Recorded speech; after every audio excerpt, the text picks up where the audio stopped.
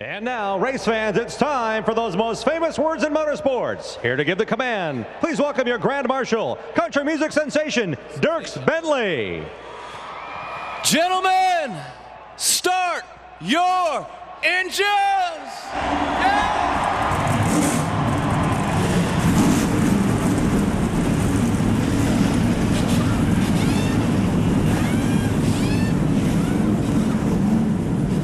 The drivers, the crew chiefs, hope their racing teams are in concert. The Budweiser Shootout locked and ready to go. It's NASCAR on Fox. Thursday night, the drivers from tonight's field in the Budweiser Shootout took turns pulling a number from a Budweiser bottle to determine their position in the starting order for the race you're about to watch tonight. And Paul Menard was the lucky recipient of this year's Budweiser Shootout pole position. Back at the Hollywood Hotel, Darrell Waltrip, Larry McReynolds, Mike Joy, and our cast of pit reporters ready to rock and roll. And Mike, as we welcome the guys in, you know, I am honored that they had the most beautiful people in NASCAR, the 60 most beautiful people. Chris DeVota headed the list. We have Jeff Hammond, who was 43rd, slightly ahead here of our own DW. And I was upset that Slugger Labby didn't make it. But congratulations, because you are truly a beautiful Darrell. But he was bragging about how he finished just a few notches ahead of you. I said, all season. He paid more than I did. Hey, but you know what? I was impressed. He's right there, right next to the page of that 18-year-old Joey Logano, so that's pretty impressive. I'm just glad. It's like my whole career. I'm just glad I'm in there somewhere. Yeah. I thought it was the most 60 beautiful people at Fox. And Mike, you and I weren't even on the radar here. I mean, this is upsetting. Chris, I heard you were 61 with an asterisk. But we look forward to a long and enjoyable season, whoever's beautiful or not. We're ready to go racing. Good to have you guys back for another season here on Fox. I love the Christmas season. I love the winter. I love it when it's over. And it's time to go racing again. And it all starts with the Budweiser Shootout. Darrell, you won it in 81 when it was a 20-lap sprint. Now it's going to be run in 2 segments. What do you want to find out in those first 25 laps? Well, I got to get the rust off, man. You know, I've been laid up all winter long, and all of a sudden you're going to throw me out there in a 190-mile-an-hour cat fight, you know, with all these guys. I got to figure out who I can trust. Is there anybody in this deal that wants to work with me, or is everybody out here going to work against me? That's what I'm going to find out in this first 20 laps. Well, then we get a 10-minute break, Larry. What do you want to do to that race car and not overdo? Well, the good news is we'll come to pit road, we won't lose any positions. And unlike most of the pit stops we make over the course of the season, we can talk about it. We can think about it. But you know what? This is a short race, and this may be the only opportunity we get to make that car right. But we've got to make sure, and this goes especially for a lot of those new driver and crew chief combinations, not to over-adjust our race car for twice the number of laps that we just run. All right, 50 laps to go, Darrell. What are you worried about? Well, the biggest thing is fuel. Can I make it on fuel? Because 50 laps is right in that window with no cautions. Tires, tire wear could be real critical. So I'm going to tell my crew to set me up so that I'm pretty good with that final 10 laps, and hopefully I'm up front where I can make a move to win this thing. That's what I'm going to be trying to do. Position, position, position. This is a shootout, so we're going to show you the Budweiser starting grid short track style, back to front. Out back might not be a bad place to start. That's where Kevin Harvick and Jeff Gordon are going to hang out. Row 14, the biggest field ever for the Budweiser Shootout. Greg Biffle, Matt Kenseth, and Ford's just in front of them. A lot of veterans in those last few rows. Casey Mears with a new team and his new teammate, Jeff Burton. Jeff Burton had engine failure. He'll have to go to the rear of the field because of changing the engine. David Rudiman alongside champion Jimmy Johnson. Rudiman, the pole winner from Homestead there at the last race of the year. Stremme and Logano, Allmendinger, and Michael Waltrip. And Joey Logano will have to drop to the rear of the field because he missed the driver's meeting because he was still competing in the ARCA race. Row 7, Casey Kane, Robbie Gordon, Kurt Busch, Carl Edwards. Second place finisher in the 500 last year, Kurt Busch. Guy that almost won it, Kyle Busch. The guy who did, Dale Jr. Bobby Labonte, Brian Vickers up in the 4th row. Hey, Bobby Labonte's running pretty good. Tony Stewart and his former teammate, Denny Hamlin, row 3. Scott Speed, a rookie, and Reed Sorensen in row 2. Elliott Sadler and Paul Menard start on the front row. Longest distance ever for the Budweiser Shootout and the biggest field ever, 28 starters.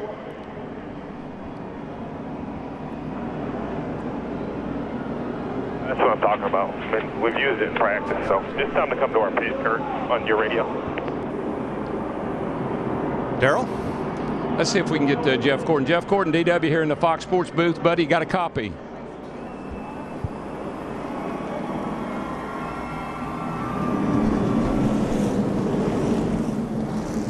Jeff Gordon, DW here. You got a copy, buddy?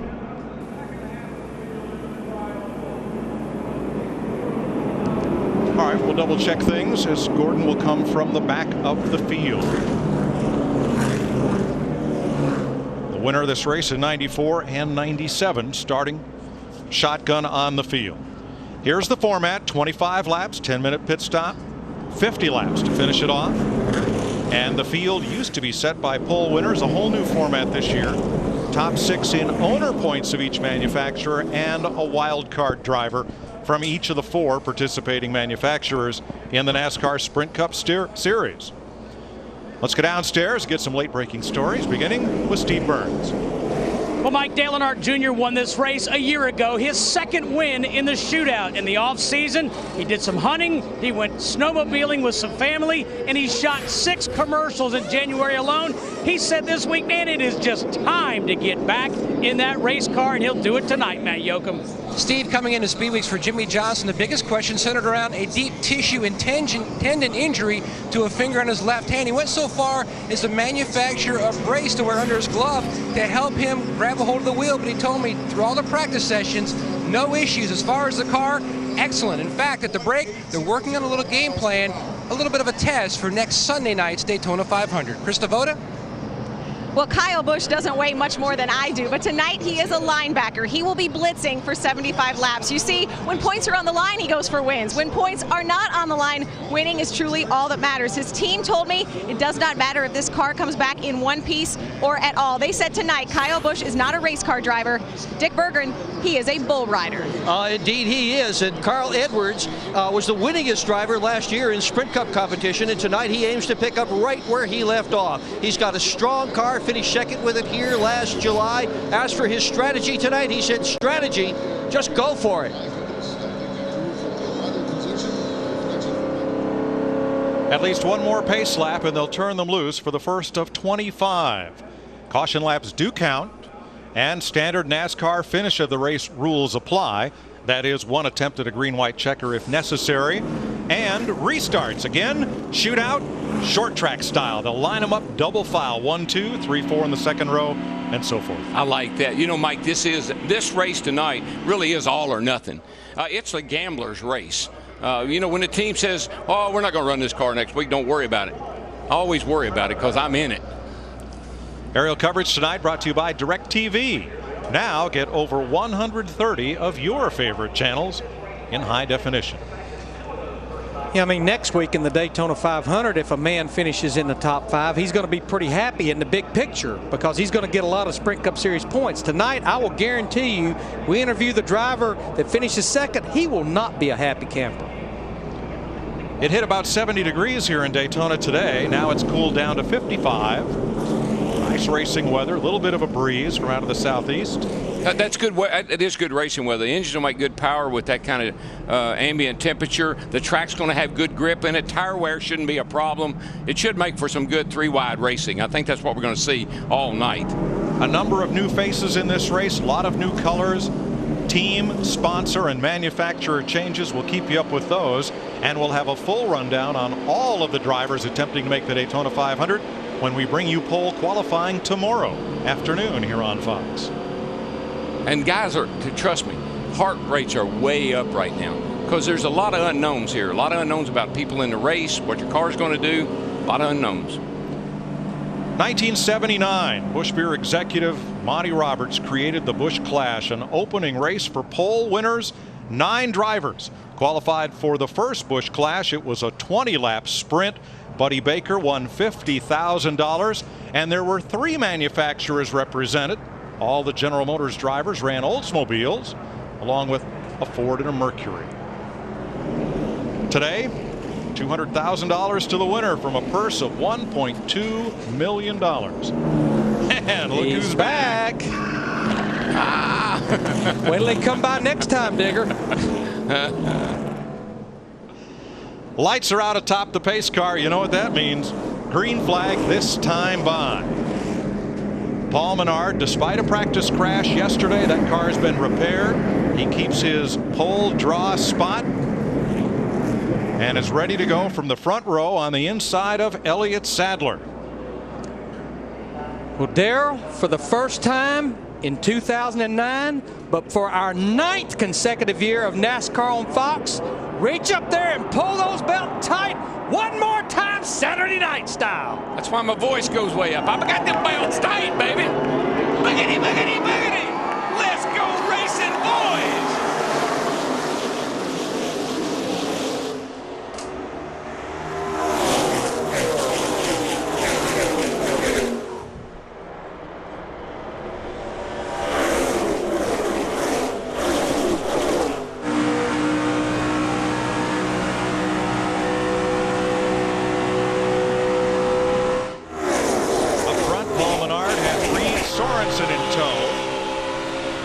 First 3 single file. Then Junior on the outside. Looks like Dale Earnhardt Jr. in that high lane is getting really a good push from Bobby Labonte in that 96 car. And we've seen that a lot here lately, that 2 cars on the outside, the way the draft works, you can really get a good run even with a lot of cars lined up on the bottom. I'll tell you, Bobby Labonte's car was really fast in practice. He had one of the fastest practice speeds of anybody. Kevin Harvick started in the back row. He's passed 6 cars on the way to the front. I'll be kind of interested to see how Jeff Gordon fares from back there in 28 starting spot, what his strategy will be. Harvick in the 29, Jeff Burton, his teammate, pulls alongside. And we mentioned Jeff Burton had to drop to the rear of the field because of the NASCAR rule of changing engines. With the problems they had, this is the first laps he's made with this engine in this 31 car. One of the things we're going to have to watch for, Mike, Larry, you know this, is tape on the grill. Sometimes these guys will get real aggressive with that, and sometimes they overdo it and the things will start running hot. 190 miles an hour. The Eau Claire, Wisconsin driver Paul Menard racing a Ford in 2009 for Yates Racing. Out in front of the Budweiser Shootout field, Reed Sorensen being challenged by Denny Hamlin in the 11 on the outside. Now Hamlin looks like he's going to drop down behind Paul Menard. Not for long. In that 98 car. Now he jumps back to the high side. Yeah, not for long.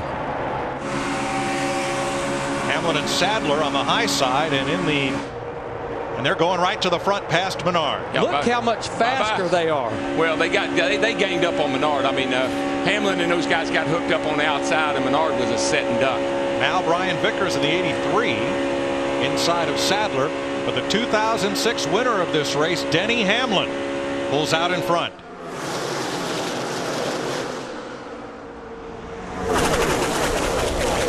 Of course, this first 20 laps doesn't really mean anything, you know. It's just to get to that break so you can mainly catch your breath. But how about Dale Earnhardt Jr. in that 88 car going for the lead? He's right beside Denny Hamlin at 11 onto the backstretch. And I think the fans will let you know who's fighting for the lead. Boy, Kurt Busch in that 2 car was sideways. Casey Kane got into the back of him. Man. Sadler jumps down behind You're Junior. all clear. Won't hear that very often. All clear. Junior went to the front. We got trouble. David Reagan in the 6, Joey Logano in the 20. And Robbie Gordon. Scott Speed, the 82, and Greg Biffle are in it. Caution out. Well, that didn't take long. Logano had just come from finishing 2nd in the ARCA 200 this afternoon. That's why he missed the drivers' meeting. They had a red flag in the ARCA race, and he was waiting for the race to finish out in his car on track. So he missed the meeting, had to start last, and he gets caught up in the first incident of the night along with Scott Speed in the 16 of Greg Biffle. Watch Speed. Logano in the 20 on the right underneath Jeff Gordon. That actually starts, I think, a little further up here. It does. Robbie Gordon in the 7 gets into the back of David Reagan in the 6, and it's the accordion effect from there. And Joey Logano in the 20 just gets clipped as Scott Speed, the 82, comes off the banking. Second wreck at Look Scott at Jeff Speed's Gordon been in that He was 24. Scott was in a wreck last night here, very similar.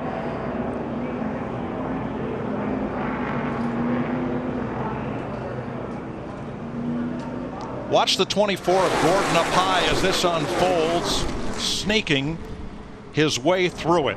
Boy, look at that. Unbelievable. Jeff did an incredible job. I mean, that was, but to dodge those cars and weave his way through there like that at speed. Digger says, man, y'all woke me up. Get back in my hole. Y'all woke me up early.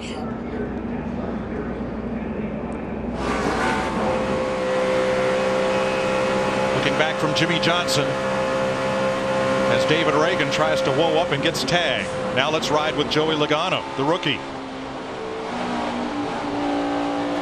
Oh. Almost made it by.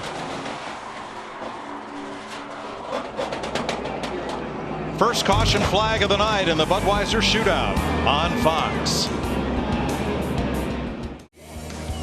The Budweiser Shootout on Fox is sponsored by Budweiser. Reach for the perfect balance of flavor and refreshment. Budweiser, the great American lager. One multi-car caution already tonight. It's a shootout, short track style, and when the full moon is out on Saturday night at the local short track, what tends to happen? Well, you know what? A February full moon is sometimes referred to as a storm moon. Usually full moon Saturday night at the racetrack means lots of crashing. Weird things. Let's go back and have a look, and look in front of David Reagan's number 6 and see the bunch up here that starts right about there. Yeah, you can actually see the 18 kind of drop down and a bunch of cars get kind of slowed up. I think that's probably what caused that whole thing to happen there. It just accordion back to the 6 car of David Reagan. Yeah, Matt Kenseth in the 17 really checked up, and you saw Kevin Harvick in the 29 jump to the high side of him. And let me tell you, when this car turns and goes up the hill like that right there at 180 some probably miles an hour, thank goodness for those safer barriers.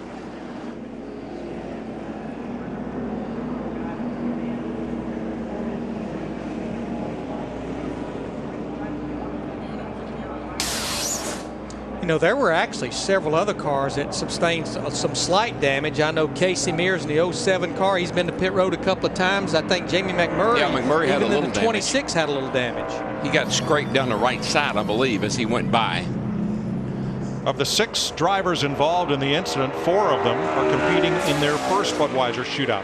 Watch Jeff Gordon in the 24, just coming into view in the right side of your screen as this begins to unfold. And watch how a multi-time champion snakes his way through. Watch Here he him comes. just right through that opening right there. Missed that one. Around this car, Scott Speed. Missed that one. Here's Logano. Missed that one. Snaked his way right through there. And you know what? I bet he never touched the brakes. You drive. That's what you have to learn to do, and that's what an experienced driver does. He doesn't touch the brakes. He drives through it. Dick Bergman. Jeff Gordon keyed the radio and told the crew that was one time he wishes he had an in-car camera so he could play it over again and take a look at what happened from the driver's seat. We did it for him, Doc. Yeah, you did indeed. Well, he did pit, Darrell, and he picked up 4 tires just to make sure nothing happened to the 4 tires that were on the car. We are coming to the green. Yeah, Mike, Paul Menard, Jeff Burton, Casey Mears, Jeff Gordon, and Greg Biffle all elected to come to pit road and put 4 fresh tires on there. So in the garage, Scott Speed, David Reagan, Robbie Gordon, and Joey Logano as we get ready to restart. There will be 8 laps complete. After 25 laps, they'll waive the caution and they'll have a 10-minute break. I love these kind of restarts right here, guys. This is the way restarts are. Double foul. Dale Earnhardt Jr. leads them down to the green flag with Elliott Sadler alongside.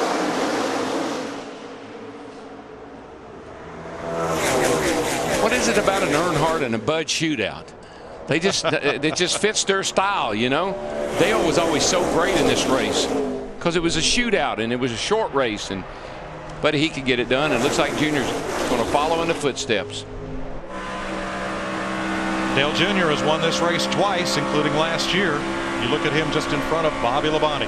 And his dad, Dale Earnhardt Sr., won it 6 times. More than anyone else.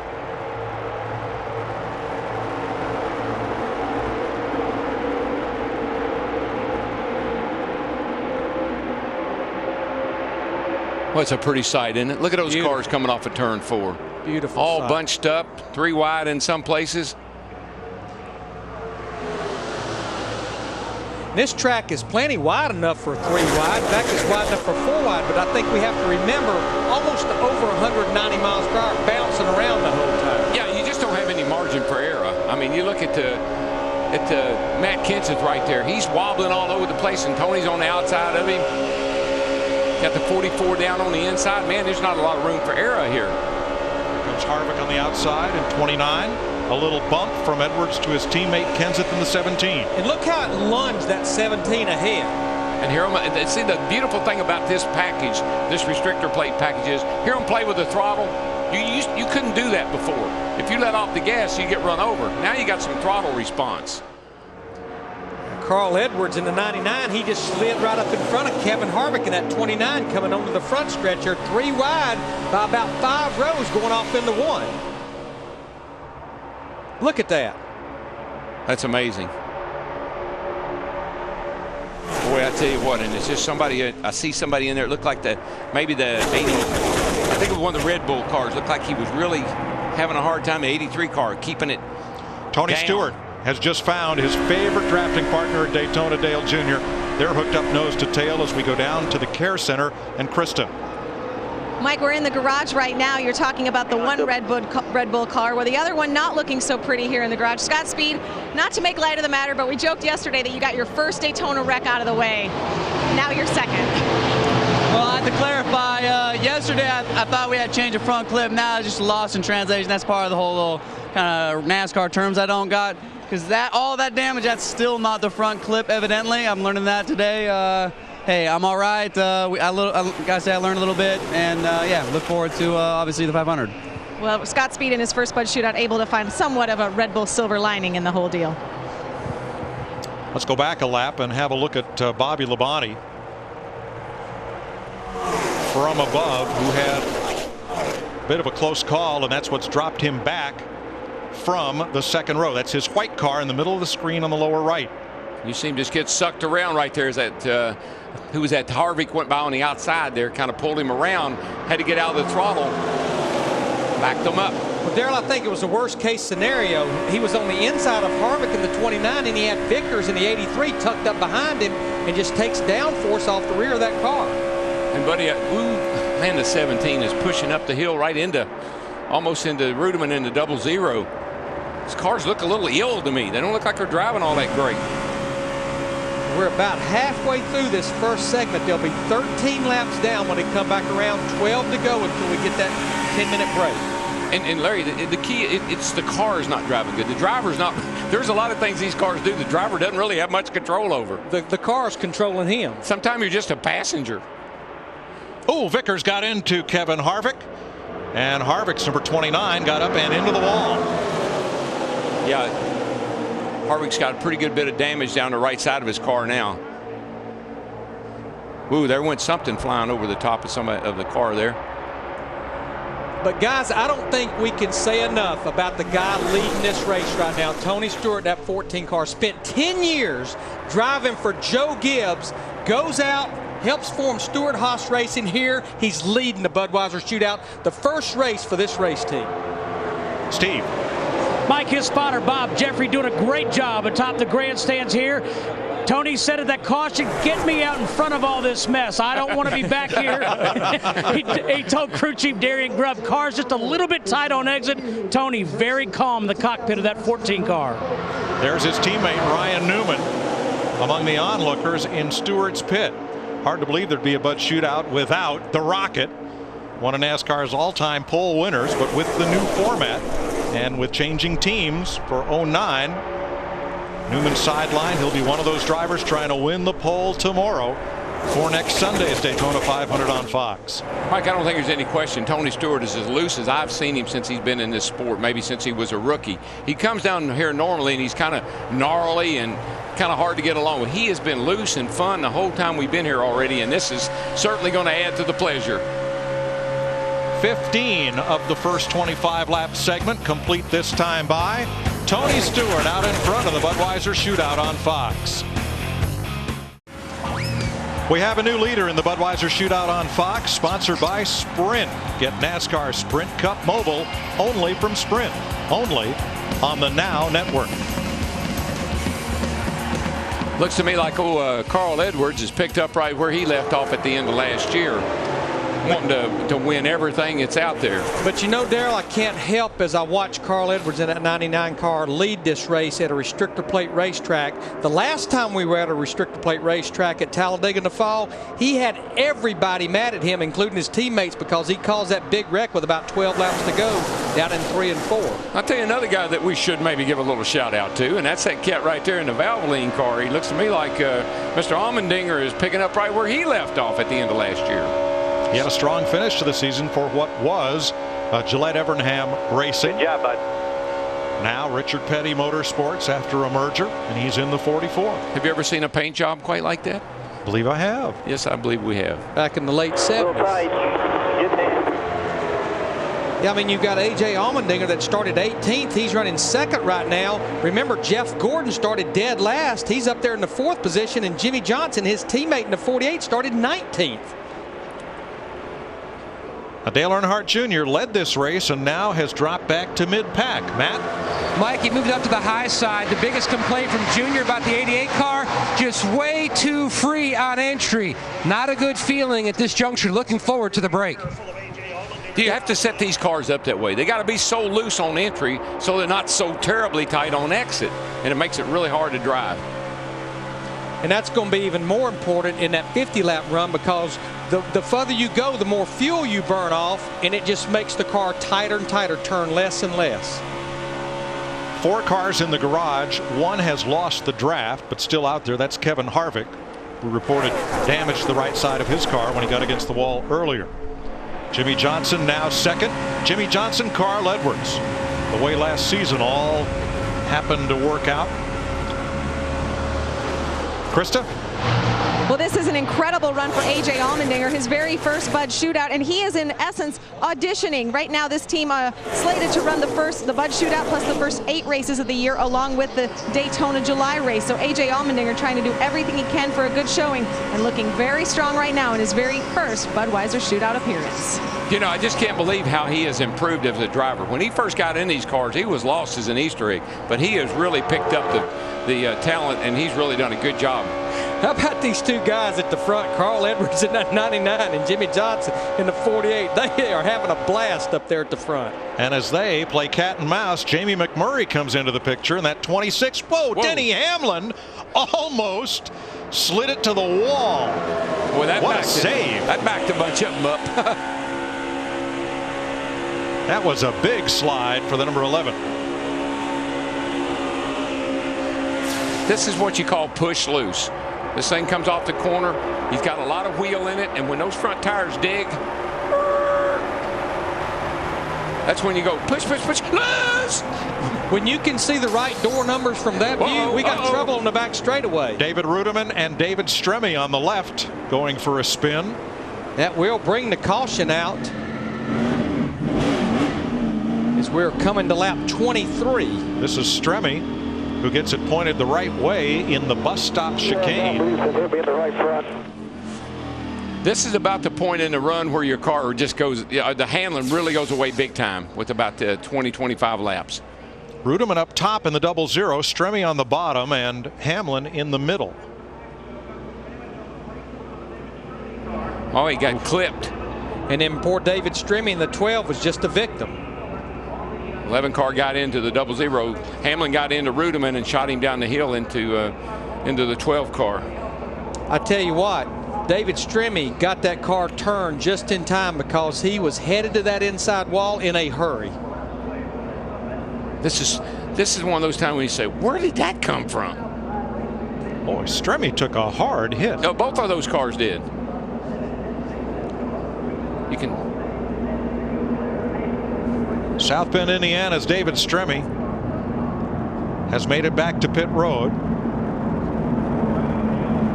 as has Ruderman. Caution for the second time tonight in the Budweiser Shootout of 2009. Both cars able to continue. Car got faster when it got to the grass, I think.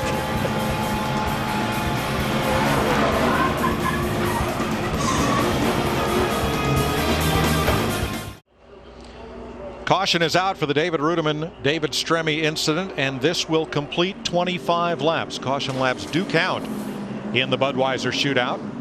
That means the next time around, pit road will be open, and the teams will come in order and exit in the order in which they enter after having 10 minutes to make repairs. Kevin Harvick and Bobby Labonte have already been in during this caution period. Yeah, it really wasn't a loss for Kevin Harvick because he was all the way at the back anyhow, but now Bobby Labonte, by pitting that time, he will lose whatever positions that he lost by coming to pit road. Krista?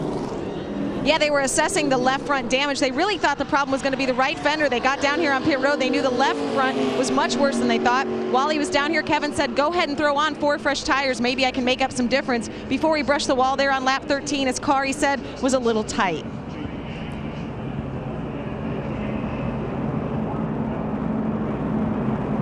So pits will be open this time. 4 cars in the garage. Scott Speed, David Reagan, Robbie Gordon, Joey Logano. Everyone else is still on the lead lap. But it's good to come down and make that pit stop before halfway. Now they know what they need. If they got to make some repairs to the car, they have everything ready, and in that 10 minutes they'll be able to get her fixed up.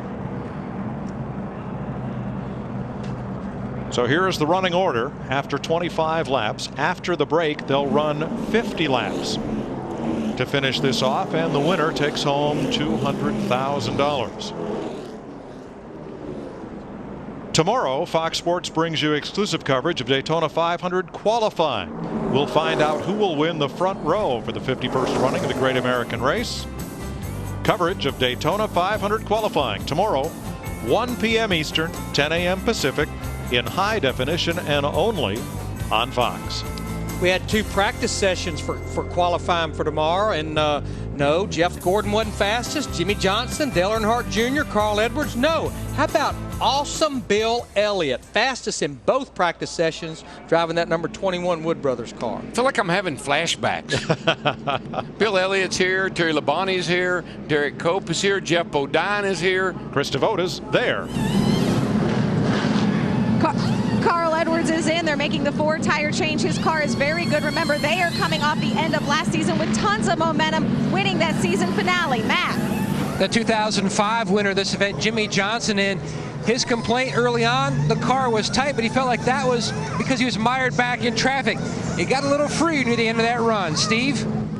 Well, Matt, Tony Stewart said he wanted to be freer. Too tight on exit. They made a chassis adjustment, a track bar adjustment on that 14 car. Dick? Well, Jeff Gordon said his car was a bit free at the beginning and that he could handle it. Then it got tight. He didn't like that.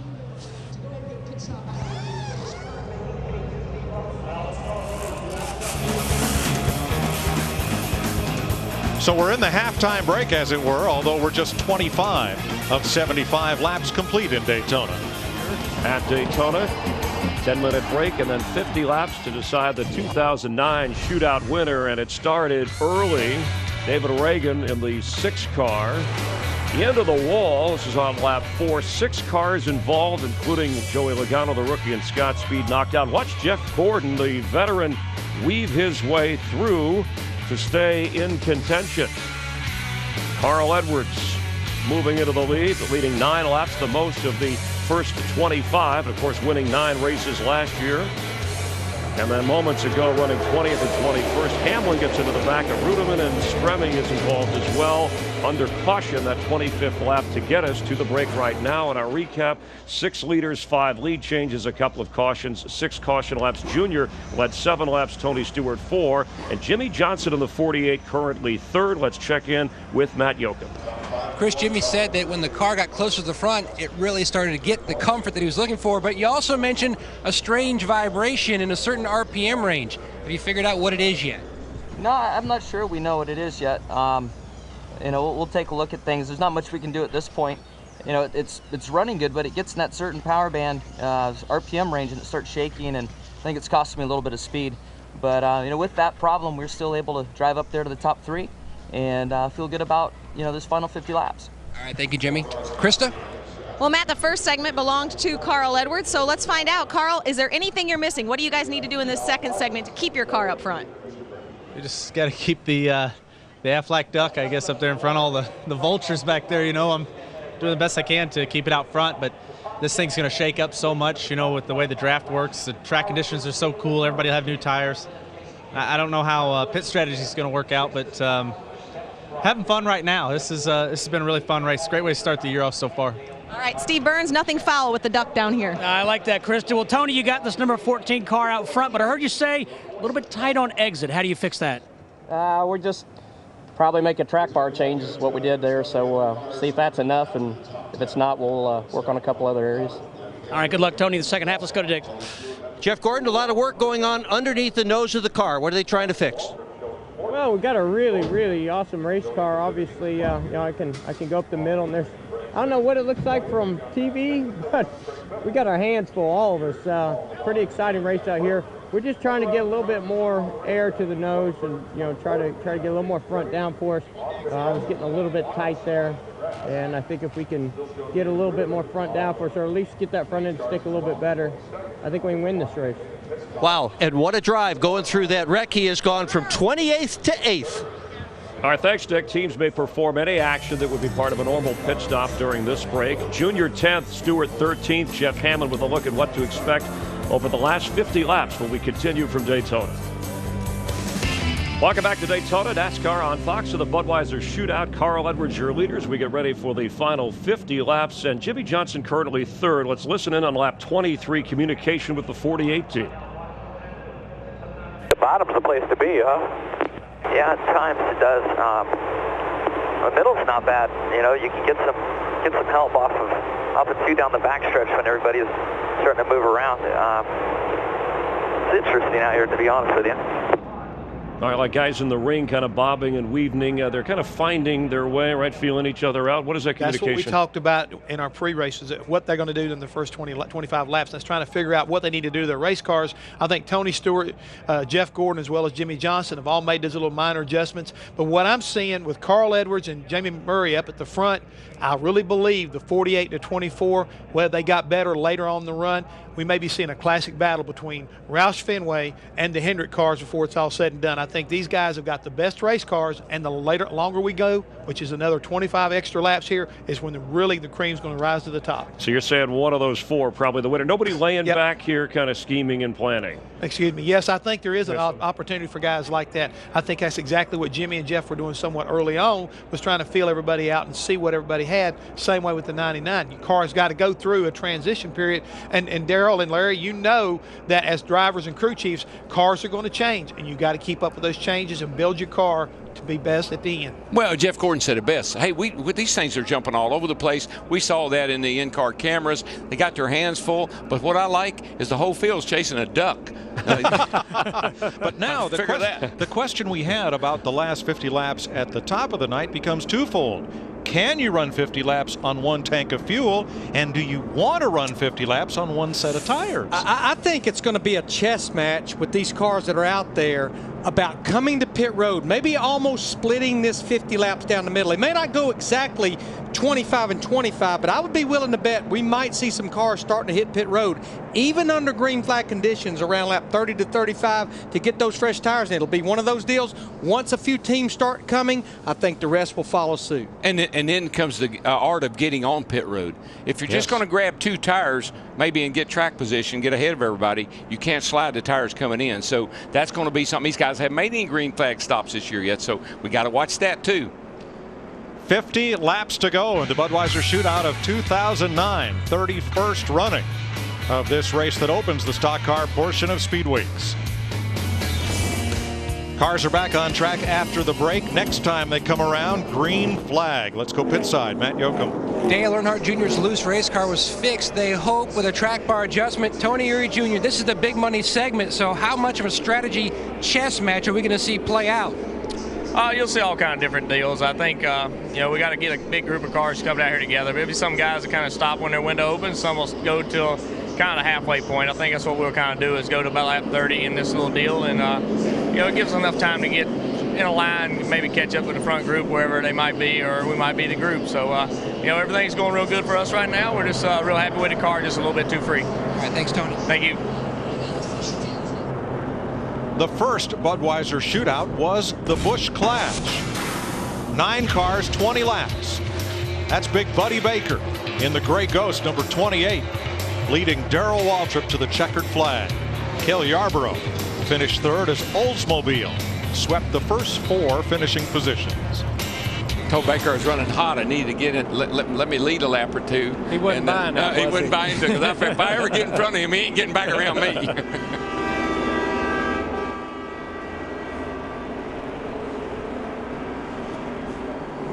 Carl Edwards and teammate Jamie McMurray both driving Fords for Roush Fenway Racing. They have the front row as we are ready to restart for 50 laps, 125 miles. Little Saturday night 50-lap feature.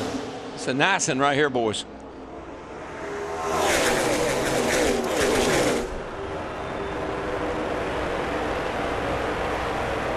Sweet right there. That's just sweet.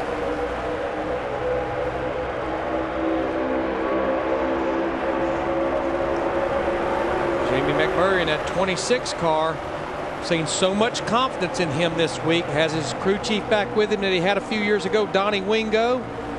Always runs good at Daytona, and he's got a line of cars stacked up behind him. Boy, and you see, I mean, those cars are wiggling around. Now, that might look kind of like not a big deal at home on TV, but let me tell you, when you're riding in that thing and it's swerving around like that,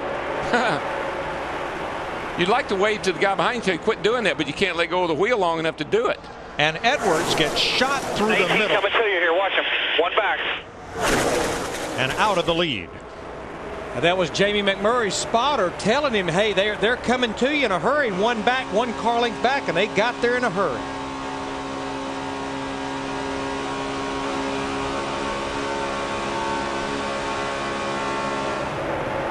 And Casey Kane to the front. Not for long. Not for long. McMurray second, and here comes Kyle Busch in the 18. Wow thing. Got a pretty good push from the 48 and the number 2 car. All on the bottom. Right now on new tires, that bottom should prevail. Outside will be good later on when the grip goes away.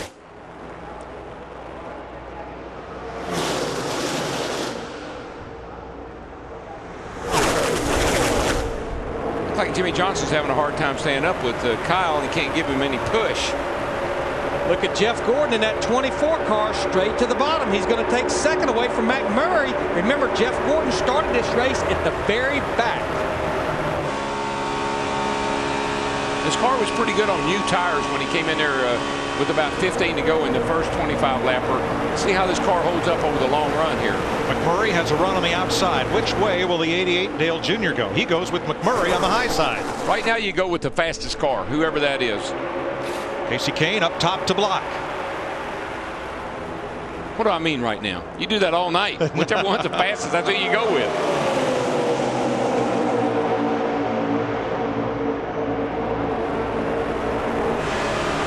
McMurray slices back down to the bottom, and here comes Junior. Hey, a guy we hadn't mentioned all night. I see him in that number 55 car. He's making a run here, Michael Waltrip. Riding with him right here down the back straightaway. Mikey's car will be good in the longer run. His car always seems to work well over the long run. Look at Carl Edwards in the 99 car bringing his teammate Matt Kenseth to the high side. See, Larry, that's what I like about this package. You fall back, and then you can work your way right back up there. You got enough acceleration, and you can really work the throttle and make your way back to the front. Clear by 2 here. Watch your spacing. Krista on the leader. Well, teammates may definitely come into play. You guys were talking about the Roush cars. Jamie McMurray still out there in front right now. So much confidence. He talked about being repaired with his old, now new, again, crew chief Donnie Wingo, plus the spotter you're hearing so much of, Lauren Ranier. Jamie worked with him back in the day. Before the break, he said his car was just a tick tight off, but the motor is awesome. Boy, Denny Hamlin just sliced to the bottom of the racetrack and opened a hole that was not there. There must be more room out there than we think there is. There's just no way you can do that. Here comes Jeff Gordon. He wants to lead that lap, and he will lead it from last to first in 30 laps. You don't have to remind Jeff Gordon that he failed to win a race last season. Uh-oh, 3 wide here. Man, the 18 went right underneath, right on the outside. Look at them. They're 4 wide up there in turn 1 and 2.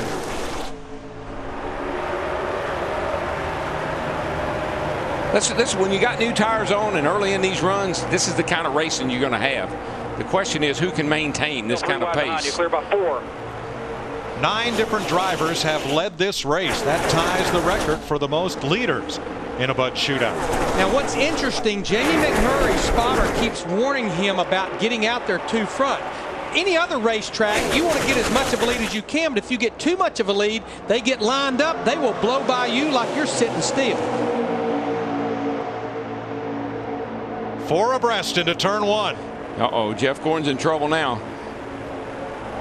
Yikes, he made contact with a 16. He got Greg Biffle in the 16. Nowhere for Jeff Burton in the 31 to go. And Casey Mears tags Biffle. Boy, I mean, I knew Gordon was getting mighty close to Biffle there, and they made a little contact and turned him around. Ruined the front splitter on Biffle's number 16. I don't think it was that bad. And Jeff Burton got a piece of it. I think Burton's got the worst end of this deal. 3rd caution of the night. Watch the 24 of Jeff Gordon. He's going to get 4 wide and need to find a place to hide, and there just isn't one. Michael gets in under him, and it pushes him up just a teeny bit, and he makes just enough contact to turn the 16 around. It doesn't take much at 190 miles per hour. I don't know how much damage the 48 got. It looks minimum, but he got into the side of Greg Biffle. Looks like Casey Mears in the 07 got some there at the tail end. I think the worst of them, though, was the 31 car of Jeff Burton. Let's have a look from the DirecTV blimp. You can see that car just get that wiggle.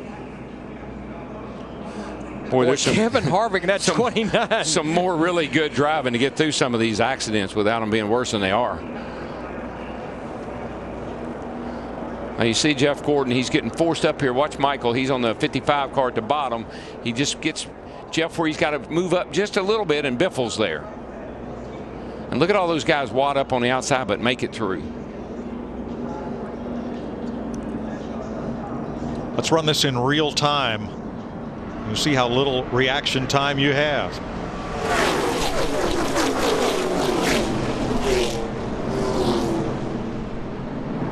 Let's ride with Jimmy Johnson.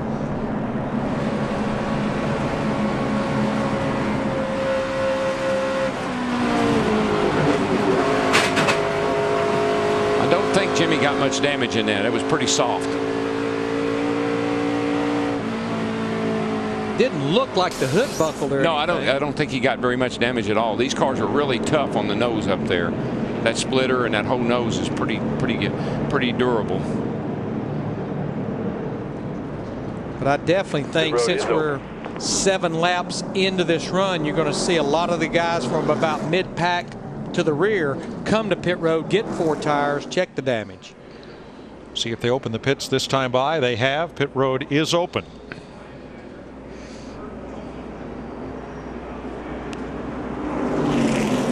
I think the whole field's going to come. Well, they are within the fuel window right here. So, yeah, everybody, the only car is going to stay on the racetrack is the pace car. Krista. Jamie McMurray, the plan, just 2 tires. That was the call for the 26, Donnie Wingo, and Jamie McMurray said his car is a little loose, but really fast. I believe Kyle Busch took gas only. Steel only. Well, Mike, Tony Stewart said he's getting tight. They're going to make a track bar adjustment and a round out of the left rear. Darian Grubb says pack it full of gas. Matt. Significant chassis adjustment with both wedge and track bar for Jimmy Johnson. Says the car is not bad, but when he gets to about 4 feet of another car, it just stalls out. Chad Canals looking over that nose, Dick Berggren. Jeff Gordon, a nice pit stop, took 4 tires back out of the racetrack. Gordon got blocked in, and then he just couldn't get the car going. I believe his car's only happy when it has 4 fresh ones on it. I think everybody's is pretty happy with 4. The Joe Gibbs Racing teammates, Denny Hamlin, number 11, Kyle Busch, number 18, fuel only. Jamie McMurray, 2 tires only. Everyone else got 4. Yeah, I think it's an interesting strategy, and we'll see how this plays out. No tires, I don't know about that deal. Because we got 40 laps to go. We know everybody can make it on fuel from here, but I'm just not sure about the tire situation. Green flag.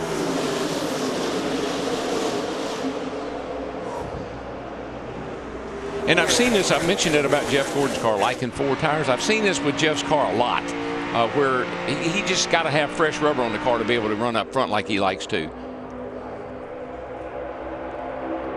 Boy, Denny Hamlin at 11. That car is bouncing all over the racetrack. Well, Jeff Gordon nailed it. These things are hopping around.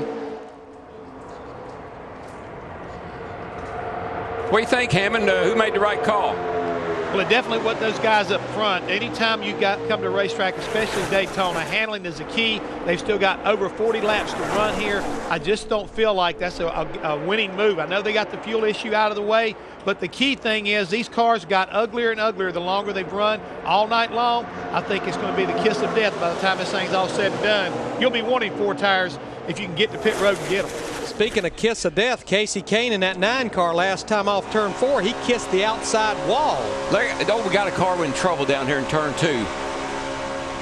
Reed Sorensen up in smoke.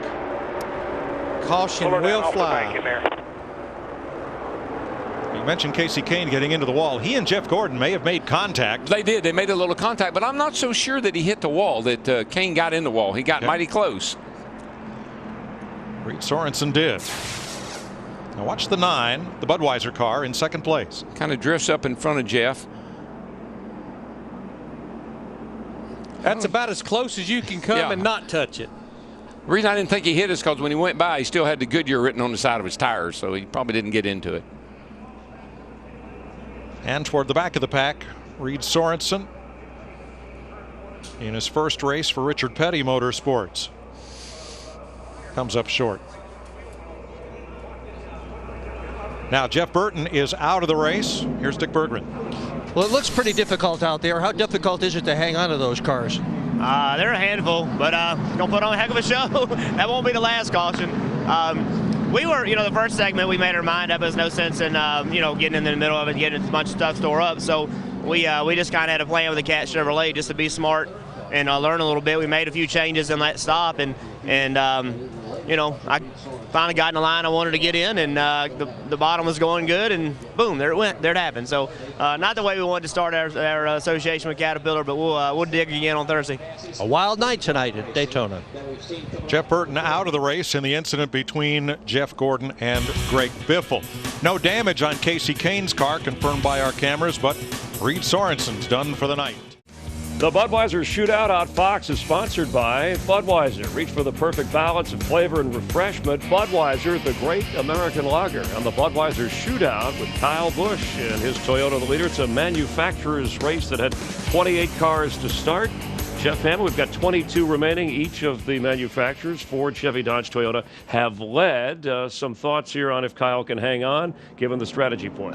Again, I think he's got a very fast race car. There's no doubt about that. We know how good he is here at Daytona or any racetrack for that matter. But when it comes to those 4 tires in this handling racetrack and the length that you have to run on them, Chris, I think is a determining factor. If this thing goes green the rest of the way, I just don't think he's going to be able to hang on to it when it counts, and they're going to gang up on him and get around him. I mean, there's too many guys out there. You've already talked about the manufacturers race, too many dance partners, and I think it's going to get you in trouble right now. But I think Krista's caught up with the crew chief on that number 18 car. Krista, what's Steve saying? Yeah, Jeff, what do you think about that call? Fuel only. Let's ask Steve Addington, Kyle Busch's crew chief. Why that decision? Oh, I figured that everybody would do it just so they could cover themselves to the end of the race. But some of them elected to put tires on. I guess that's my mistake there. But it wasn't. It was just to get us to the end of the race. So. I think the way it's going right now, that we'll be back on pit road. I think all of us will if we get us another caution with 15, 20 laps to go. So it might not hurt us too bad. Just get this M&M's Camry out front and see what happens. Try to get it to victory lane. All right, thanks, Steve. Chris? All right, Jeff Burton said we're going to see some more cautions. I think we will see some more cautions, but that there's a crew chief who's hoping for a caution. Well, he's banking on it. Let's go back up to Darrell, Larry, and Mike. Yeah, I think that's the whole thing about what Steve did. He thinks there's going to be another caution. They'll come down and get their 4 when they need them. Once again, Saturday night short track style restarts. Leader, front row inside. Second place car, front row outside. That's Dale Earnhardt Jr. Denny Hamlin, Jeff Gordon, row 2. Matt Kenseth, Brian Vickers, row 3. Carl Edwards, Jamie McMurray, Kevin Harvick, Tony Stewart. Your top 10, 22 cars, all on the lead lap as we get set for this restart that will come with 35 laps to go. As we saw in the first segment, Dale Earnhardt Jr.'s car was awfully good on the fresher tires. It was when he got some laps on those tires in that 88 the car started to go backwards. Full moon Saturday night, and we've had our share of action, haven't we? That's right. I knew when I saw that full moon, should be interesting tonight.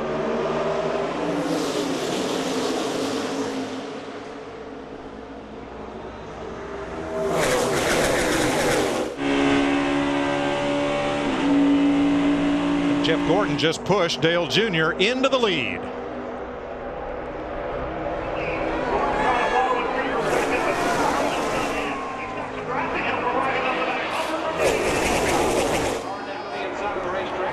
Kyle Busch at 18. He has his teammate Denny Hamlin in the 11 behind him. And look at the run they're going to get down this back straightaway. I'm telling you, you'd love to throw your hand up in the air and say, hey, back off a little bit, but you can't let go of the steering wheel long enough to do that.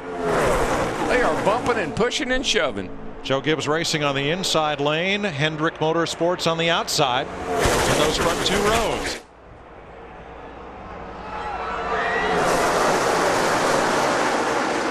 It's the thing that you do with the bump drafting. You get too comfortable with it. You know, you keep knocking a guy, and it keeps working, and pretty soon you just you overdo it. We saw that's what happened to Carl Edwards last year at Talladega. Just got a little too aggressive. You can do that little bump draft on the straightaways. It's when you slam bump or do it in the corners what's gets you in trouble. Yeah, a lot of times what happens right at the end of the back straightaway, you'll give a guy a little shot, and it gets him sideways loose, getting in the corner, and he can't control the car.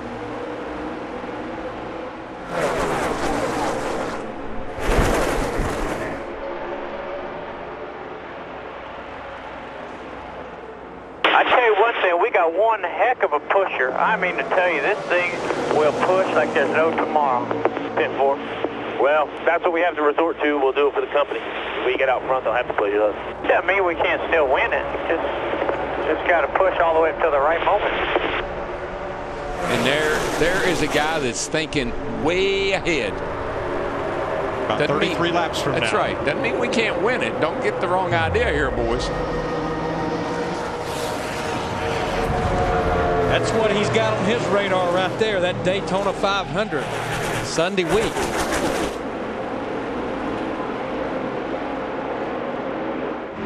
Michael Waltrip has fallen off the pace. Tired? Yeah, I hit the wall. Yeah, I could hear something flapping around. I guess it's a tire. And once again, Kevin Harvick's damaged car has lost the draft. So it's a 20-car train from front to back. Here's what happened to Michael. See him in the near the front right there. Oh, he gets clipped. Yes, he just got clipped and hooked. Well, he did. It looked like maybe Elliott Sadler got into him. Man, that sent everybody.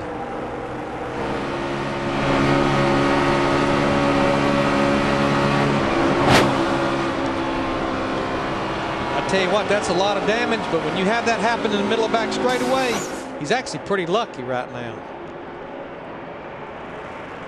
44 laps complete this time by.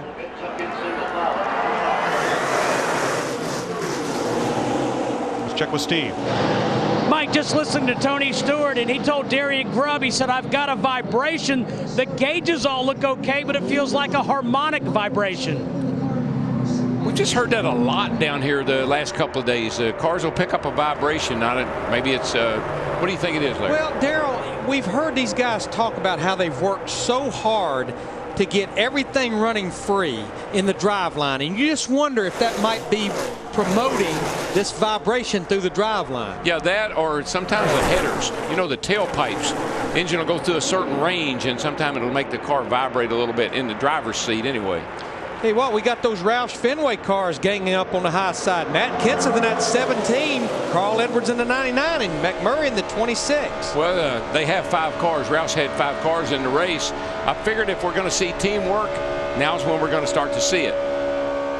Michael Waltrip's taking his car to the garage as Dale Earnhardt Jr. tries to hold off the Roushketeers coming at him on the high side. And he has lost his pusher, Jeff Gordon, in the 24. He's fallen back to about 8th. A little car that's hanging in there pretty well, too, is a Toyota Brian Vickers. He's got a good little run going.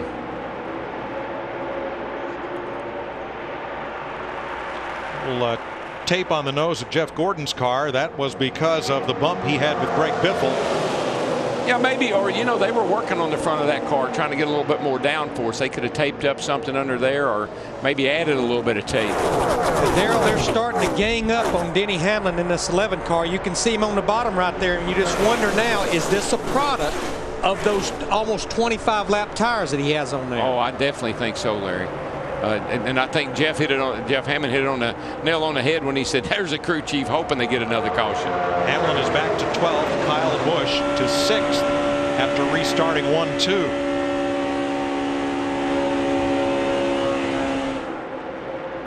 Jimmy Johnson right in the middle of things, Matt. Chad Knaus used the last caution, Mike, to utilize a chance to fix a broken brace on the front splitter. Jimmy also commented the car is very drivable. His biggest issue, he has to have someone push him to work his way to the front. I know somebody, the 24. His teammate, Jeff Gordon. He said he was a good pusher. There they are, lined up behind Brian Vickers. Now right behind Jeff Gordon is Kurt Busch. Steve? Mike, he's one of the few guys I've heard tonight say, wow, this baby is handling. He is fighting back from a pit road mishap. They had a lug nut fall off the left rear wheel, but he is liking that race car tonight. Busch in the Blue Deuce, runner-up in last year's Daytona 500 to his then teammate Ryan Newman. He was one of the few guys that I heard in those 2 practices yesterday afternoon and last night that was happy. But yeah, he's definitely working his way back after that problem he had on lap 33. Probably the restrictor plate races are some of their strongest races for the 2-car and for the Penske operation. Whoa, Vickers got a little shove there. Ah, man. It was a toss and catch it for the 83. She was pogoing on him. And Steve Burns just talked about Kurt Busch in that 2-car. Went to the high side of Jeff Gordon. They've got Jeff trapped in the middle.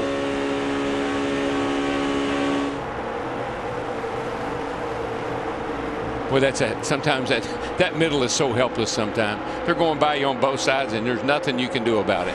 Try to squeeze in, but you know you got to be really careful. Like right there, you'd like to be able to push over in front of the 9, but you just can't quite make it.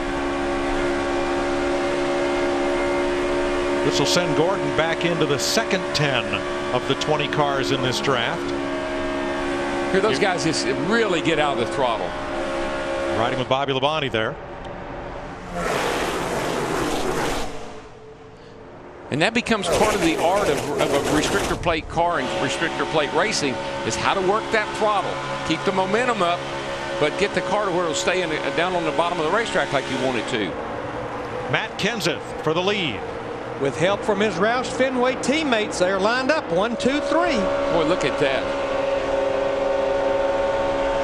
But he's inside. Just hold your line here. Jamie's back with you now. You 3 up top. They got a line on the bottom. You 3 up top, you teammates, and the rest of the field down low. Another guy's creeped back in there, Larry, is the 14 car, Tony Stewart. All of a sudden, he's got his nose stuck in there again. We talked about Denny Hamlin starting to fade in that 11 car, but his other teammate, Kyle Busch, that 18, out there with no fresh tires, he just will not give up. Kyle Busch up to second behind Dale Jr. He likes a bad handling car. As a matter of fact, I think he'd get mad if it handled really good. He wouldn't have anything to do. Now 25 down in this segment, 25 to go.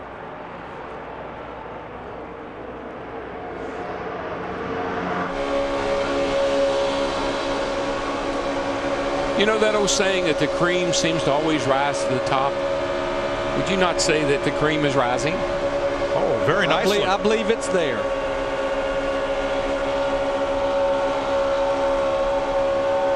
Led by Dale Earnhardt Jr., a 2-time winner of this race. Kyle Busch making his 3rd appearance. Never finished better than 7th. That 18 cars. Push the 48 on the bottom behind the 18. 14. Right now with Tony Stewart 3rd. You better not be loose in when you get one of those big pushes from behind like Tony just got, because you won't be able to catch it if you do. And what's happened with the outside line? That's not working as well as we thought it might. a little later on here. I think they're able to keep fresh enough tires on the car that they can run the bottom, plus the temperature being as cool as it is. I think there's enough grip down there that the cars are able to stick pretty well. Only that high groove is an out of control, loose, can't hang on to it groove. And if you remember riding with Jimmy Johnson, we heard him and Chad Knaus talking right after the break about you want to keep it on the bottom.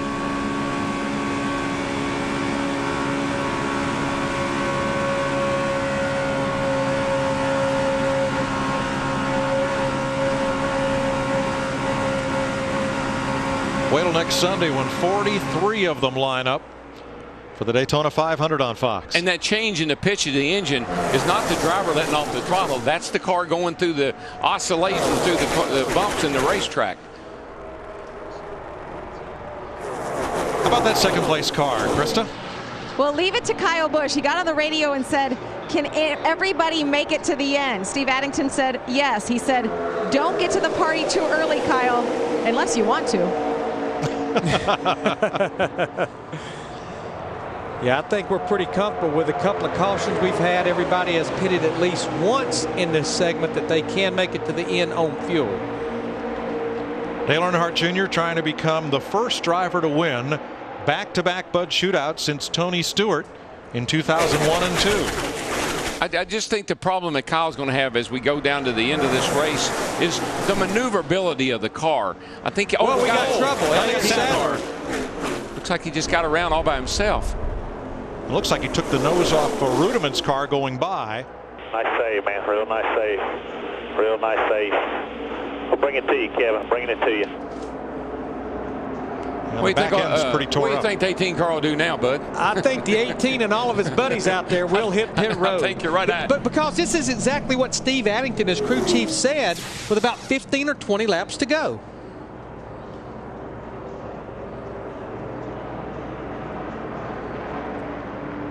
Just got tapped from the back from David Stremme in that 12 car. Did you see how that car lifted up and the roof flaps deployed and the car just set right back down? You know what happened, Larry? I think that the 19 got just a little wee bit loose. Maybe had to get up out of the throttle, and that's how come Stremme got into him. Watch the gap between Sadler and the car in front of him. We won't see it from this angle open up. This is the Verizon onboard camera for Stremme. Yeah, you're right. Yeah, see, Stremme had to start playing with the throttle, and I don't know what happened to Elliott's car, but it just got a little bit loose. Looked like he had to lift up a tad, and when he did, Stremme got into the back of him.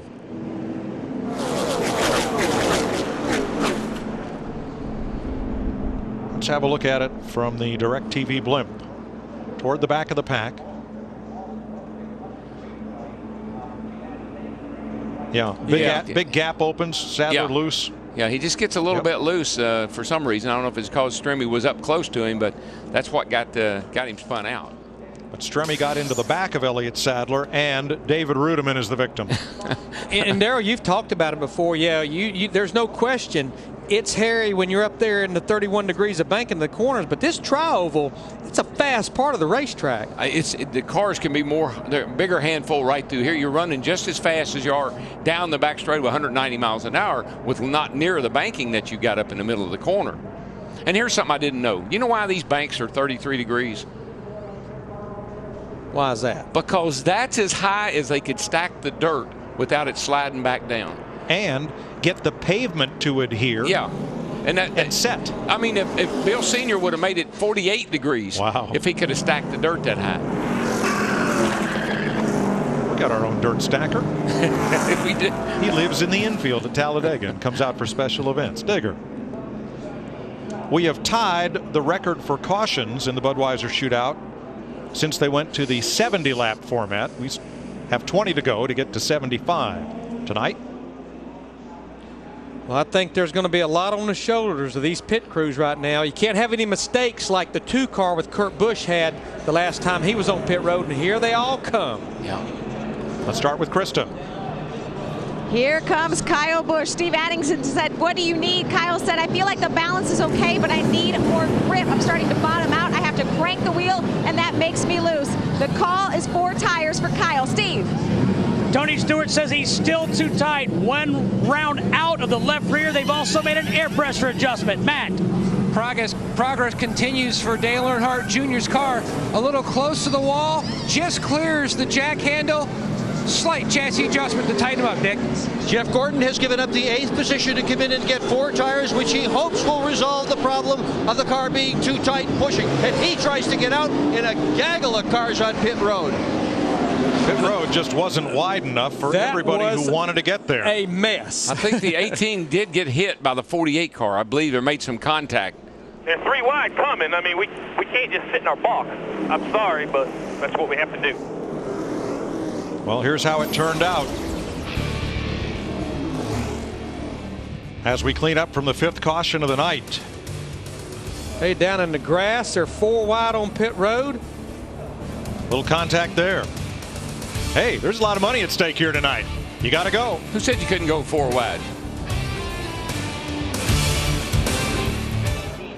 Watch this race off pit road. Kyle Busch racing Carl Edwards on the outside. Here comes Brian Vickers out from his pit stall.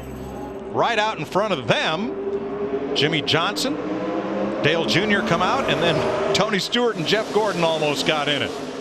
It's like trying to put too much water in a funnel. They ran out of it. It wouldn't all go down at once. Well, Darrell, imagine the easiest place to pass is on pit road. And here we go, back to green. 17 laps to go. And everybody has 4 fresh tires. So this should get really interesting. Yes, it should. Yeah, handling will not be a real big issue on this run. This is going to be more about who's got the best car now, who's got the most horsepower, track position, not making the wrong move, picking your partner to go dancing with. Kyle Busch, Dale Earnhardt Jr., Carl Edwards are the 3 cars lined up on the bottom. Up front. Now Brian Vickers in the 83 had a run on the high side, and Jimmy Johnson in the 48 jumped up there. Up there. There we go. Stay right there with them. So now it's Gordon, Stewart, and McMurray trying to bring the inside lane to the front. This is when you pull your gloves all the way up over your elbows, boys. Here comes Johnson in the 48 car hunting his teammate Dale Earnhardt Jr. and there's Jeff Gordon in the 24 fighting his way back. Gordon looks for the middle, and Kyle Busch picks him up as a drafting partner. Well, Kyle was trying to do a little side draft in there. I think he was trying to get a little suck into the corner to try to get ahead of Jimmy Johnson. Picked up Jeff Gordon. Think it's going to work. 15 to go when they come to the stripe.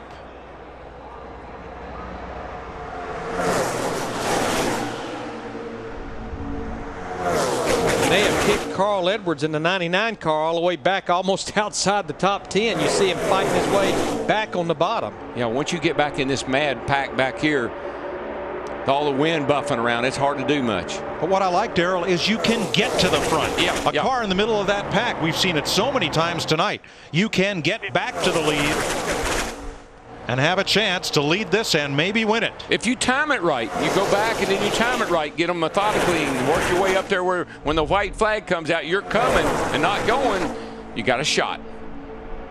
Hendrick cars first, second, and fourth now as Jeff Gordon forges out front, and Kyle Busch gave Dale Jr. a shot trying to move him forward in the tri-oval. Hendrick cars 1, 2, 3 as they head off into turn 1. It's almost like no matter what. Look at Dale Earnhardt Jr. got shot up the racetrack in the 88. Almost got into Gordon. That's what he was complaining about, Larry. A little loose in, and that car really got loose on him getting in the corner then. And that will scatter the field. Jimmy Johnson pulls to the front. But it's like no matter what, the bottom line can fight its way back easier, no matter what happens down there. Well, look at Jeff Gordon. There he goes. All the way back into the second 10. He's going to be looking for Carl Edwards. Hey, Carl, I'm a good pusher. Whoa, he's going to get squeezed right there. So Jimmy Johnson becomes the 12th different leader of this race.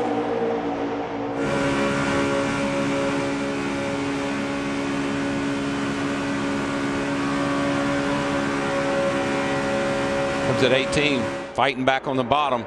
Got smoke right behind him. They look like they want to work together.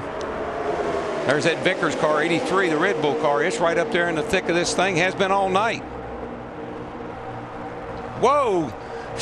Tony sent Kyle down into the grass. And once again, that double yellow line going below it is out of bounds, but only a penalty if you advance your position. Kyle Busch did not gain a position being down there. He got forced down there. Jamie McMurray has now picked up the second spot. Behind Jimmy Johnson, Brian Vickers to third, and Denny Hamlin, the 06 winner, up to fourth in the 11. But Darrell, you mentioned him, Brian Vickers in that Toyota, the 83 car. Look at him fighting his way down to the bottom. Jimmy Johnson in the 48. He's going to take the lead. I'm looking for big things out of that 83 car this year. I believe they are poised to have a great run, and they're doing it right now. And Kyle Busch left the bottom open for Jamie McMurray, and Busch backing up. With the 11 push to 48 here. There comes those Fords on the bottom. McMurray in the 26 and Edwards in the 99 fighting their way back. You just get so frustrated because you're up there, you make the wrong move. Trouble. Oh, big Menard and Jr. And Biffle. Right there, keep digging there. You got one slide in the grass. Keep digging. 88's torn up big time. And Bobby Labonte against the wall. Bobby Labonte's car crashed to 16 for the second time. You know, Darrell, these last 3 laps, things were getting racier. The moves were getting a little bolder. The cars sliding a little more. And contact. Yeah, Mike, you just feel the intensity. You know, as it gets down here with just a few laps to go, you stop giving and start taking. And this is what happens. Dale Jr. is going to have to take that car to the garage. Bobby Labonte's car torn up in his first race in a Ford for Yates Racing. Greg Biffle also involved, and the 98 of Menard, the pole sitter. See what happens back here to start this melee. Where you see them 3 wide, 3 deep. On the 98's getting a little loose already. He's fishtailing. Right in front of his teammate Bobby Labonte. He gets Bobby Labonte, and that turns him. But Biffle also goes around. I'm not sure front of them. I'm not. You don't reckon that Biffle slowed down because of the holler. There's a caution, do you? Because he looked funny that he would have gotten in. He was ahead of it. There wouldn't have been a caution yet. Watch Biffle up on the high side, number 16 behind Kenseth. He got hit, I believe. Oh, yeah, he One did. of the black cars. Yeah, he came. Somebody got into him a little Biffle. bit. Not much, but a little bit. I'm not sure how many wrecks Kevin Harvick has dodged, but it's a bunch tonight in that 29 car. And Junior's car got all torn up there. Yeah, he got clipped in the right rear and turned into the fence. Oh, there. Yeah. With Bobby Labonte. Brian Vickers will pit. And he'll be joined by Denny Hamlin, Jeff Gordon, and Kevin Harvick on pit road. As cleanup continues. Now they have less than 10 laps on those tires. And we've got 10 laps to go right now. That's one of those things that'll make me go, When we restart, here's Dick. Well, Jeff Gordon in, might as well take 4, Mike. He had slid well to the back of the pack, get 4 fresh tires, and go for it. See what you can do. Well, you're going to restart no better than 15th if the rest of the cars stay on track. But I think we've just seen this car all night. It runs really fast for a few laps, and then it fades. We're freed up. We'll put the fuel in it to give you some speed. However, I don't think we lost anything. Maybe 2 spots. Let's get you 4 tires on it. When you restart 15th, that's the inside of the 8th row. It's not 15th back in line. Well, it is. I totally understand the 29 car and the 24 car coming because they were back in the pack. The one that I'm just not sure about is Brian Vickers in the 83 car. From Bobby Labonte, one more pileup. We're getting ready for the restart in the Budweiser Shootout on Fox. All right, Brian Vickers gave up the lead to come to pit road on this caution. Matt? Mike, we said the final 50 laps would be a chess match of strategy. Ryan Pemberton, why did you bring your car to pit road? Well, I think that the tires are going away pretty quick. That was only a 7-lap run, and there was another wreck already because about 7 or 8 laps they started handling bad. The small field, I think we're about 12th right now with fresh tires. I saw Jimmy Johnson pit a little while ago when everybody only had 1 lap on their tires, and he was running 3rd within 2 laps. So, I'd like to be leading with the fresh tires, but I think we're okay right now. And that's a comment Dale Earnhardt Jr. said. Tires are big. Yeah, it's just the those cars in front of him have fairly fresh tires, and we're only going to have a handful of laps to go, maybe about 8 laps to go. But if he picks the right line at the right place, it may pay off for him because he'll definitely be able to maneuver it. 3 cars knocked out in this crash. One of those drivers with Krista. Well, Dale Earnhardt Jr. will not be defending his Bud Shootout win from last year. Junior, your car looks a little bit like a sardine can. What happened out there?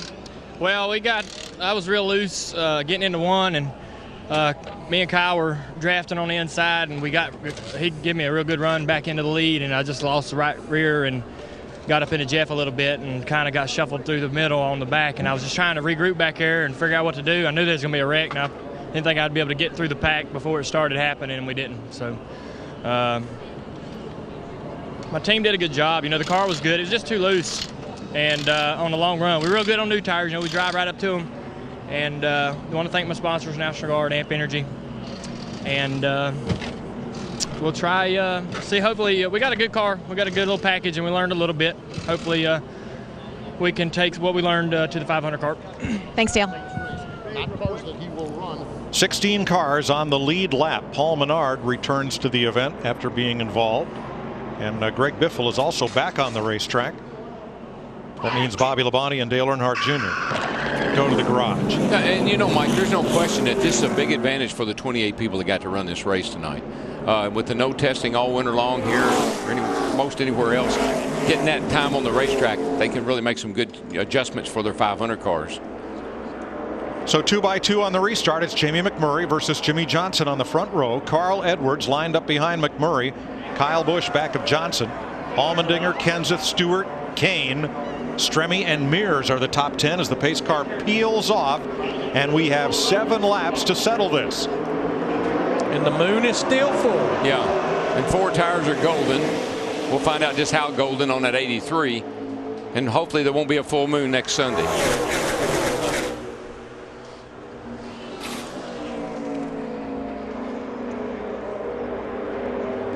Full moons don't last that long, do they? McMurray breaks out. Yeah, but see, that's not a good idea. Feels good. So you get out there like that, you just get the whole field running up on you like the 48 over there is. Keep an eye on Vickers, first of those cars with fresh tires. Can he bust his way up through the field? There he is, right in the middle. Well, he can go middle, see, with 4 fresh tires. That's one thing he could be able to do is go through the middle. Oh, McMurray sliding right up in front of Jimmy Johnson, but holding the lead. 6 laps to go.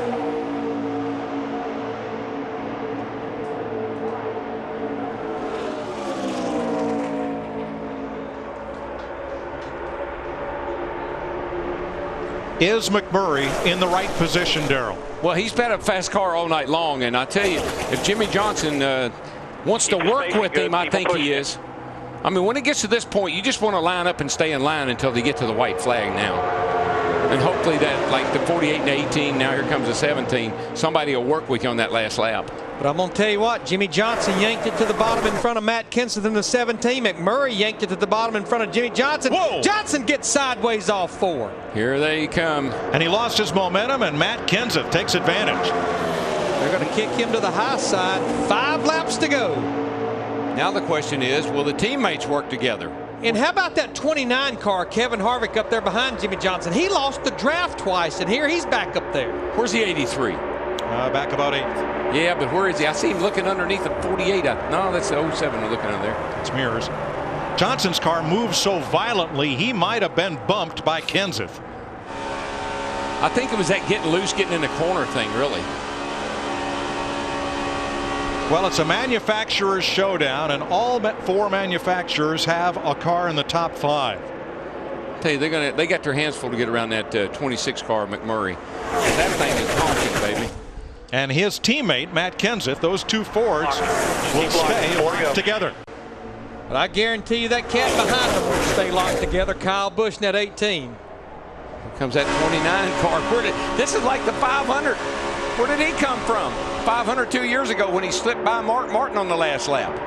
Well, he's going to move in the second right now, and he's got Jeff Gordon. Jeff Gordon commented how much his car will push a car. He's pushed Kevin Harvick right up there in the second. They'll be coming to 3 laps to go. Tell you, that 29 car just drove off and left the Jeff Gordon car. Oh, Kenseth. Yikes. Had Kyle Busch get in the back of him, and that moved Matt up the racetrack and out of 4th place. Yee-hoo. There's Brian Vickers in that 83 car. I just don't think time is going to allow him to get back to the front, or back to the lead with those 4 fresh tires. So if 2 Fords work together at the front, can they be toppled? Well, Kyle Busch moved Matt Kenseth out of the way, and here comes Jeff Gordon on the outside, 24, Kevin Harvick, and Jimmy Johnson against the 1 Ford of McMurray in front. It all depends. Can McMurray block these guys for about 2.5 more laps? He can't. There he goes, Jeff Gordon. Stay with it, though. You got help coming. Jeff Gordon just hit the afterburner. And here comes a 48. He's going to be high, wide, and handsome. He got a with bump. the 18 right with him. Got a bump from Kyle Busch. Put him right up behind McMurray again. Boy, this is a real high-speed chess match right here. Which way do we go? Which way do we go? We go on the wall again. Biffle, one more time. With 2 to go. Caution is out, and we will go to overdrive. Dadgum. That 12 car and the 16 car, I think, what is that, the 3rd wreck they've been in tonight? That's it is the 3rd 7th caution that Greg Biffle has been involved in. Yep, 7th caution tonight. And it's the 3rd caution for Stremme as well. Watch the 12 and the 16 back to the pack.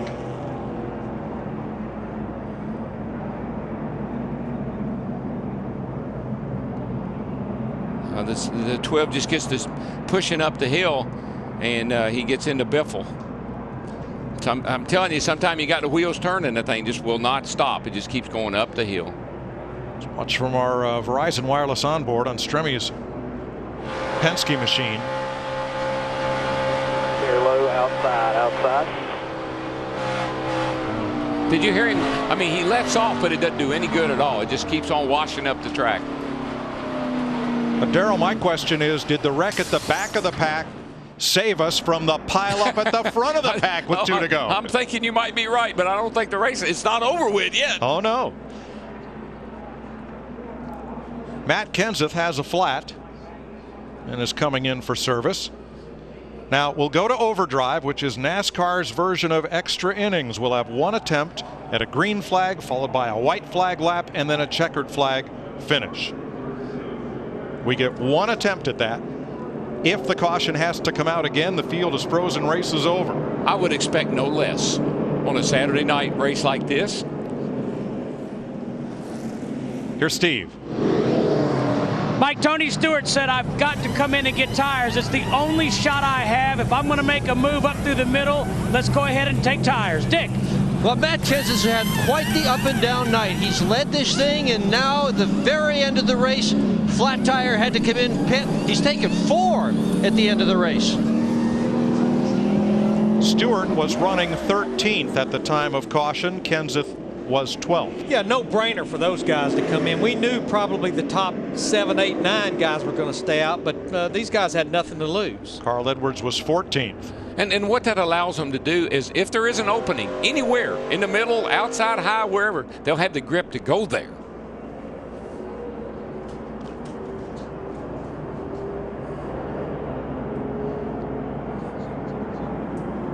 But with these cars in the back on fresh tires and just 2 laps to go, it also raises the possibility of too many cars fitting in too small a space when they come down for the flag. Well, this is where McMurray's going to have to be careful on the restart, because if he jumps out like he did earlier, I'll tell you, he's a setting duck if he gets out there too far. And you got the 24 back there and the 48, they'll get hooked up together and they'll blow right by him. And McMurray, on point here, has no friends. The next Ford in the field is Kenseth back at 11th. You know what's going to be interesting, though, with this double file restart is under normal, like you had last time. Under normal race rules, the 24 and the 48 would start nose to tail, but because of the double file restart, the 48 is actually going to restart behind that 26 car. And Kevin Harvick in the 29 will restart behind Jeff Gordon. Well, Jeff and Chris, we're getting down to it. 2 to go. Yeah, Jeff, you were reacting to what Larry was just saying down here. Right. I mean, what I'm seeing is, and he's exactly right. Gordon and Johnson are not going to probably hook up real easy. But remember one other thing. This is a manufacturer's race. What is Kevin Harvick? He's a Chevrolet. What is Jeff Gordon? He's a Chevrolet. So look for these two guys to kind of work together. And if Jimmy can get involved, I'm sure he will. But the main thing is these Chevrolets do not want that Ford to win this race. They have time and overdrive. They've got time and overdrive to get it done. All right, we've already had a number of record of leaders, lead changes, and cautions, Mike. So we're about ready to wrap things up. 2 laps to go, 1 attempt. They'll see the green flag.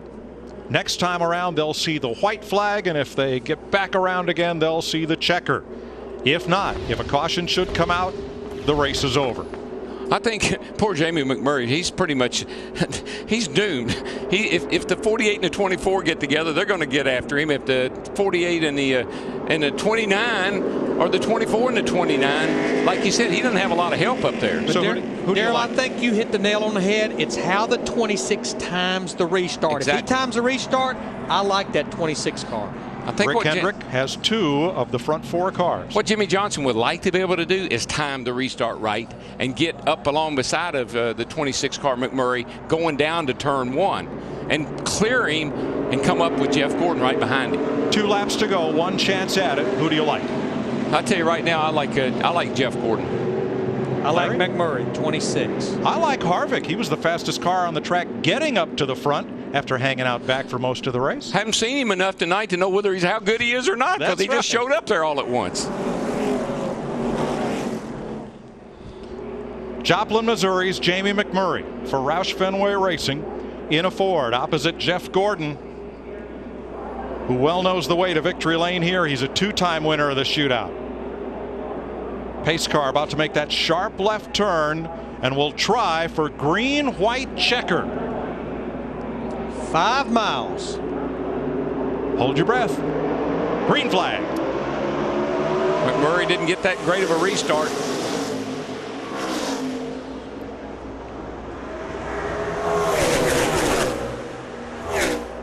But he keeps getting that push from Jimmy Johnson in that 48 car. And there's Harvick jumps down to the low side as well.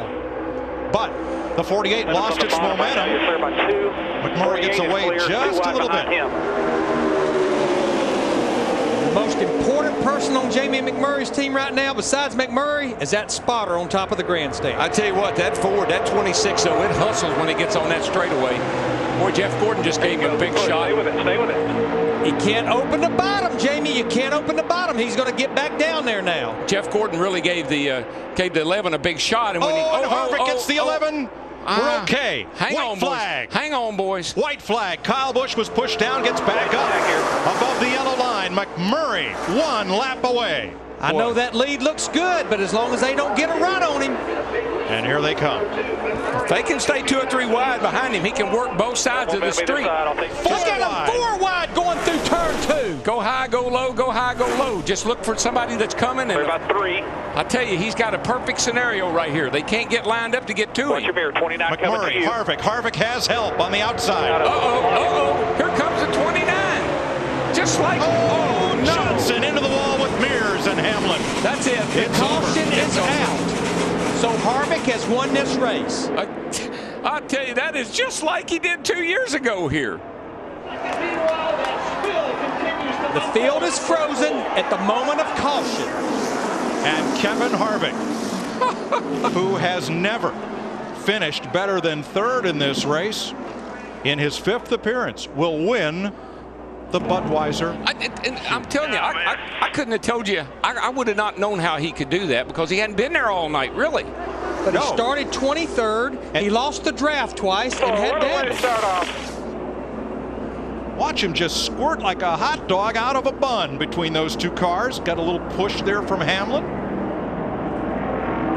And it all folds up behind him. And we knew Jamie McMurray was pretty much a setting duck. He tried to block right there, Jamie did, but he could only go so far. That run right there is a mirror of what happened 2 years ago in the Daytona 500. Exactly. And they were wrecking behind him then. And Jeff Gordon, watch the 24, misses another one. Wow. Man, oh man, that was close. Again. Jeff's right. He needs an in-car camera tonight. Wish he had one. Who, the 07? Yep. Did Gordon get into the 07 and get him sideways and get him into the 48? To me, it looked like the first contact was between Mears and Johnson, the 07 and the 48. But we'll have some time to sort it out here as Kevin Harvick will drive his Richard Childress Racing Chevrolet to victory lane.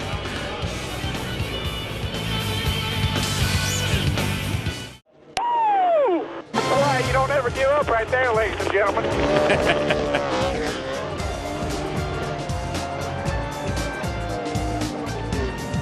Kevin Harvick brushed the wall early. You see the damage on the right side of his car.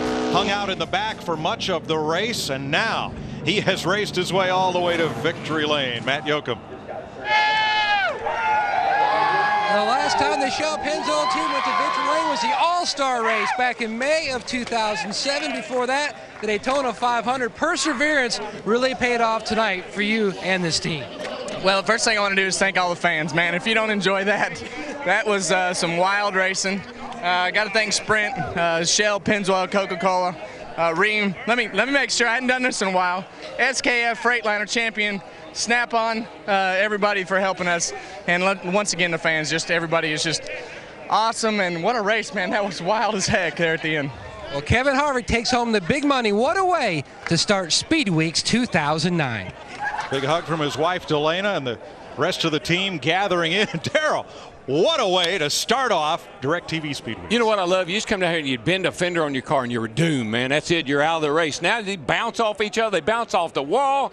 And look at that thing. Looks like they've been running at Martinsville. Well, what I love is the fact that in a 75-lap race, we had 15 different leaders with 23 lead changes. I think that's just a sneak preview for what we'll see in the Daytona 500. Heck yeah, that pays $1.5 million to win. Tonight's $200,000. Wow. I don't feel too bad for Jamie McMurray. He finished second, and that 4-tire change for Tony Stewart got him up to third. Well done. Steve? Well, Jamie, tell us about that shootout. That was some wild racing tonight. Well, it was. I moved up and blocked the 24 and the 48, and when I moved up to block them, I was just waiting, to get wrecked. And when Kevin got the run on my outside, I moved up, and I thought I was far enough up that he couldn't fit between me and the wall. And when the guy's coming, that he's going to dart back to the inside if he can't go to the outside. And I was trying to make my car as wide as possible. But good night for the Crown Royal car. Donnie Wingo's first race. I really excited. It's fun to watch, Jamie. Let's go to Krista. All right, we're with Jimmy Johnson. Of course, this race is the one that's all about the fun. Sunday, the 500, that's the one that's all about the daydreams. Everyone dreams about that. What did you learn for the 500? There was a lot that we learned tonight. It's nice to be back in the cars. That intermission, we were able to try some stuff. So I think all the teams that were in this race certainly benefited from that. Granted, the track's going to change a lot and get much slicker as the week wears on. But tonight was a good night for the Lowe's and Bala. Unfortunately, it's steaming and torn up behind you, but we had a lot of fun tonight. He hopes to be celebrating on Sunday. Dick Berggren. Tony Stewart finishes third with his brand new team. Satisfied with that? Yeah, I'll take that for a debut night. So wasn't the prettiest third place, but we were in the right spot at the right time finally. So we know what we need to work on this week for the 500, and we got a good start though. Good for you. Chris Myers. Thanks, Dick Berggren and Jeff Hammond. What did we learn tonight about a week from tomorrow in the Daytona 500? Junior said we're gonna take some things from this experience. Happy Harvick, 71 races since his last Cup win, of course, an All-Star win, and this a Budweiser Shootout win at Daytona. Well, as always, it's going to wind up being positioning and handling. We saw tonight how important tires were. You come in at the right time, get the right tires, right position. You got an excellent chance to win. And the main thing is, I think Darrell and Larry were talking about it. The way I looked at it, these hounds, they were running over top of each other for the hamburger they were going after tonight. Well, next week it's for filet mignon. So it's going to be a wild 500-mile race next weekend. All right, filet mignon. I like mine well done, by the way. We started with 28 cars, the most ever in the Budweiser Shootout. We finished with 13. Tomorrow, the action continues here from Daytona on Fox, 1 o'clock Eastern, 10 Pacific, qualifying for the front row position, battling for the Great American Race. Yeah, you don't want to miss that because, again, it sets the stage for this 500 as well as everything else that goes on the remainder of Speed Weeks. But, tonight, hey, what a way to kick it off. 14 leaders, 23 different lead changes, and 8 cautions, all Budweiser Shootout records. Next on Fox, late local news, except on the West Coast. And again, a week from tomorrow, 2 o'clock Eastern, the running of the Daytona 500 and the Great American Race. Promotional considerations provided by...